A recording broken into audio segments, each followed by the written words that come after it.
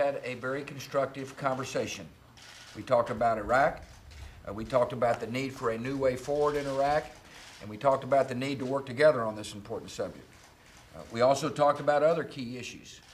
I assured the leaders that the White House door will be open when the new Congress shows up, and I think we ought to meet on a regular basis.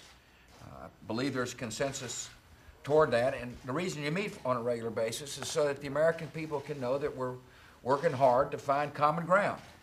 That's what they expect us to do. They expect us to work on big problems and solve them. America, you brought a lot of dignity to the office, and I appreciate the Speaker being as well. Mr. Speaker, you've done a fine job as Speaker. We talked about Iraq.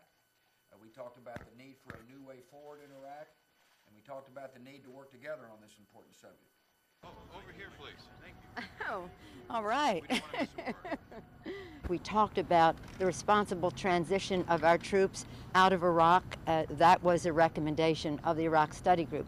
We talked about amending the Constitution so that power is better shared in Iraq and relieve some of the civil strife. That was one of the recommendations of the Iraq Study Group. We talked about disarming the militias, central to any resolution of the violence in Iraq, and we talked about diplomacy in the area, absolutely essential. So some of these recommendations are not new, but you're right, there are other proposals out there. They do all seem to fall under some frames of diplomacy.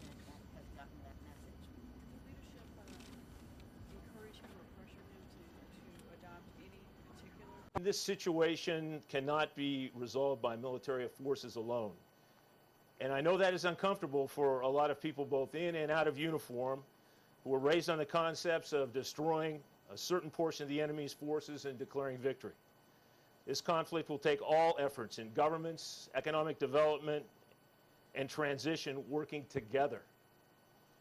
I believe that the days of these kinds of conflicts are over. The situation in Iraq is in fact far more representative of the challenges we will face in the world to come. And we need to prepare our military and our government more broadly to deal with these challenges.